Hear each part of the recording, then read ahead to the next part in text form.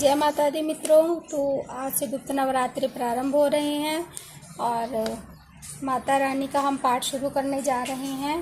तो दुर्गा सप्तशती जो है हिंदू धर्म का सर्वमान्य ग्रंथ है। इसमें भगवती जी की कृपा की सुंदर इतिहास के साथ बड़े बड़े गूढ़ रहस्य साधन भरे हैं। कर्म, भक्ति और ज्ञान की त्रिविध मंदाकिनी बहाने वाला यह ग्रंथ भक्तों के लिए वांछा कल्प तरु है।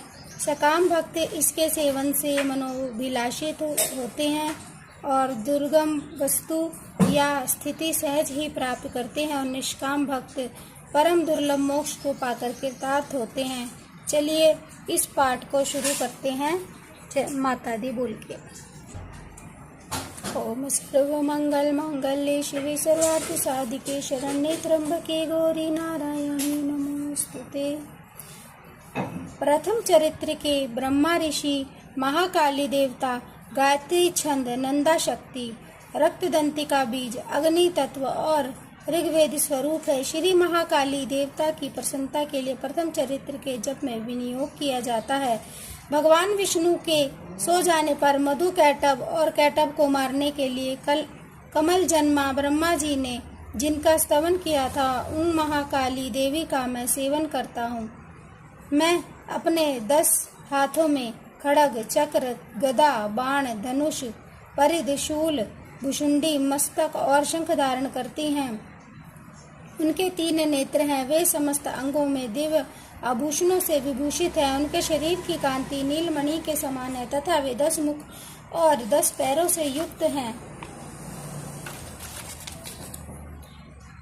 मार्कंडेय जी ऋषि बोले कि सूर्य के पुत्र सावर्णी से जो 8वें मनु कहे जाते हैं, उनकी उत्पत्ति की कथा मैं विस्तार पूर्वक कहता हूँ, सुनो। सूर्य कुमार महाभाग सावर्णी भगवती महामाया के अनुग्रह से जिस प्रकार मनवंतर के स्वामी हुए, वही प्रसंग मैं सुनाता हूँ। पूर्व काल की बात है। स्वारोचिष मनवंतर में सुरथ नाम के एक राजा थे जो चैत्र वंश में उत्पन्न हुए थे। उनका समस्त भूमंडल पर अधिकार था। वे प्रजा का अपने और 100 पुत्रों की भांति धर्मपूर्वक पालन करते थे। तो भी उस समय कोला विध्वंसी नाम के क्षत्रिय उनके शत्रु हो गए। राजा सुरथ की दंड नीति बड़ी ही प्रबल थी। उनका शत्रुओं के साथ संग्राम हुआ। यद्यपि कोला विंध्यवासिनी संख्या में कम थे, जो भी राजा सुरथ युद्ध में उनसे परास्त हो गए।